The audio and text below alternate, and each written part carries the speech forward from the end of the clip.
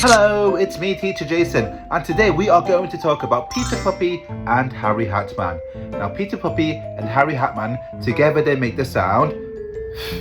That's because Peter Puppy loves to get his photo taken, and Harry Hatman is so kind, he helps Peter Puppy take his photos. But as Peter Puppy is smiling, Harry Hatman laughs.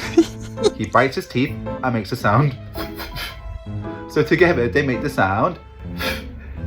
Peter Puppy and Harry Hatman can be found in words such as photograph, in words such as telephone, elephant, dolphin, and also in the word alphabet.